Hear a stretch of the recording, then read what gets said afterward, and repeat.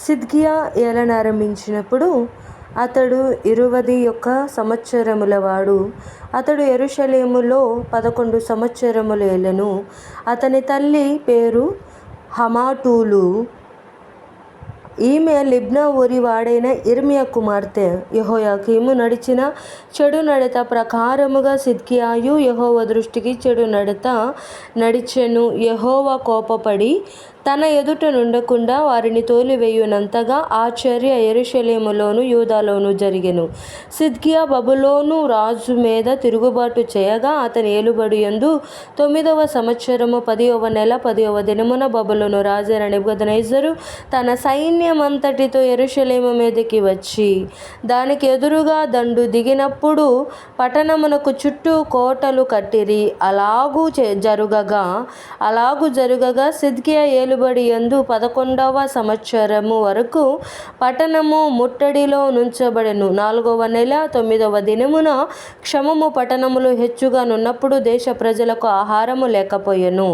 పట్టణ ప్రాకారములు పడగొట్టబడగా సైనికులందరూ పారిపోయి రాజు తోటకు దాపైన 2 గోడల మధ్యనున్న ద్వారపు మార్గమున రాత్రి యందు పట్టణములో నుండి బయలు వెళ్ళిరి. కల్దీయులు పట్టణమును చుట్టుకొని యుండగా సైనికులు యొర్దాను నది మార్గముగా తరలిపోయిరి. కల్దీయుల దండు సిద్కియా రాజును తరిమి యెరికో మైదానములో అతని కలుసుకొనగా అతని దండంతయు అతని యొద్ద నుండి చెదరిపోయెను.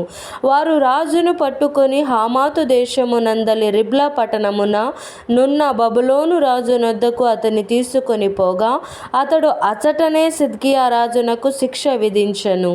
బబులోను రాజు సిద్కియా కుమారులను అతని కన్నుల ఎదుట చంపించెను మరియు అతడు రిబ్లాలో యూదా అధిపతులనందరినీ చంపించెను. బబులోను రాజు సిద్కియా కన్నులు ఊడదీయించి 2 సంకెళ్లతో అతన్ని బంధించి బబులోనునకు అతన్ని తీసుకొని పోయి మరణమగు వరకు చెరసాలలో అతన్ని పెట్టించెను. 5వ నెల 10వ దినమున అనగా బబులోను రాజైన నెబుకద్నెజరు ఏలుబడి యందు 19వ సంవత్సరమున బబులోను రాజు ఎదుట నిలుచు నెబుజరదానను రాజదేహ సంరక్షకుల అధిపతి యెరూషలేమునకు వచ్చెను. అతడు యెహోవా మందిరమును రాజనగరును యెరూషలేములోని గొప్పవారి ఇండ్లన్నిటినీ కాల్చివేసెను. మరియు రాజదేహ సంరక్షకుల అధిపతితో కూడా నుండిన కల్దీయుల సేనా సంబంధులందరూ యెరూషలేము చుట్టూనున్న ప్రాకారములన్నిటినీ పడగొట్టిరి. మరియు రాజదేహ సంరక్షకుల అధిపతి అయిన నెబుజరదాను ప్రజలలో కడు బీదలైన కొందరిని పట్టణములో శేషించిన కొదువ ప్రజలను బబులోను రాజు పక్షము చేరిన వారిని గట్టి పని వారిలో శేషించిన వారిని చెరగొని పోయెను. అయితే రాజదేహ సంరక్షకుల అధిపతి అయిన నెబుజరదాను ద్రాక్ష వనములను చక్కపరచుటకును సేద్యము చేయుటకును కడు బీదలలో కొందరిని ఉండనిచ్చెను. మరియు యెహోవా మందిరములో నుండిన ఇత్తడి స్తంభమును మందిరములో నుండిన మట్లను ఇత్తడి సముద్రమును కల్దీయులు తొనకలుగా కొట్టి ఆ ఇత్తడి అంతయు బబులోనునకు గొనిపోయిరి. అదియుగాక వారు బిందెలను కుండలను కత్తెరలను గిన్నెలను గరిటెలను యాజకులు సేవ చేయు ఇత్తడి ఉపకరణములన్నిటినీ గొనిపోయిరి. మరియు పాళ్యములను ధూపార్తులను గిన్నెలను పాత్రలను బంగారు వాటిని బంగారునకును వెండి వాటిని వెండికిని చేర్చుకొని రాజదేహ సంరక్షకుల అధిపతి గొనిపోయెను.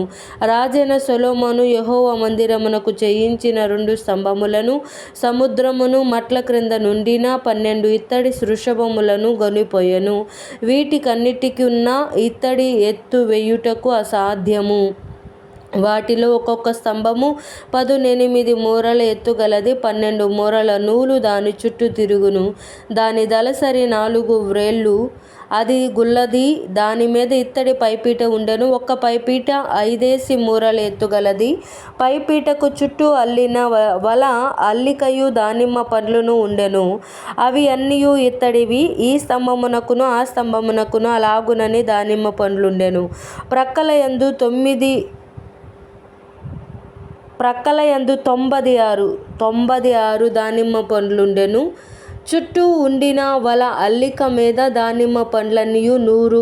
మరియు రాజదేహ సంరక్షకుల అధిపతి ప్రధాన యాజకుడైన శెరాయా షరయాను రెండవ యాజకుడైన జఫన్యాను ముగ్గురు ద్వారపాలకులను పట్టుకొనెను.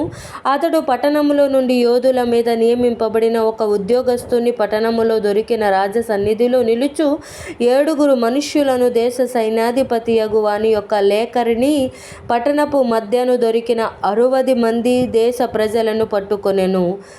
రాజదేహ సంరక్షకుల అధిపతి అయిన నెబుజరదాను వీరిని పట్టుకొని రిబ్లాలో నుండిన బబులోను రాజు నొద్దకు తీసుకొని వచ్చెను. బబులోను రాజు హమాతు దేశమందలి రిబ్లాలో వారిని కొట్టించి చంపించి యూదా వారిని తమ దేశంలో నుండి చెరగొనిపోయెను. నెబుకద్నెజరు తన ఏలుబడి యందు 7వ సంవత్సరమున 3023 యూదులను చెరగొనిపోయెను. నెబుకద్నెజరు ఏలుబడి యందు 18వ సంవత్సరమున అతడు యెరూషలేము నుండి 832 చెరగొనిపోయెను. నెబుకద్నెజరు ఏలుబడి యందు 23వ సంవత్సరమున రాజదేహ సంరక్షకుల అధిపతియగు నెబుజరదాను యూదులలో 745 మనుష్యులను చెరగొనిపోయెను. ఆ మనుష్యుల వెరసి 4600. యూదారాజైన యెహోయాకీను చెరపట్టబడిన 37వ సంవత్సరమున 12వ నెల 25వ దినమున బబులోను రాజైన ఎవిల్మెరోదాకు తన ఏలుబడి యందు 1వ సంవత్సరమున యూదారాజైన యెహోయాకీనునకు దయచూపి బందీగృహములో నుండి అతని తెప్పించి అతనితో దయగా మాటలాడి అతనితో కూడా బబులోనులో నుండు రాజుల సింహాసనము కంటే ఎత్తైన సింహాసనము అతనికి నియమించెను. మరియు అతడు తన బందీగృహ వస్త్రములు తీసివేసి వేరు వస్త్రములు ధరించుకొని తన జీవిత కాలమంతయు ఎవిల్మెరోదాకు సన్నిధిని భోజనము చేయుచు వచ్చెను.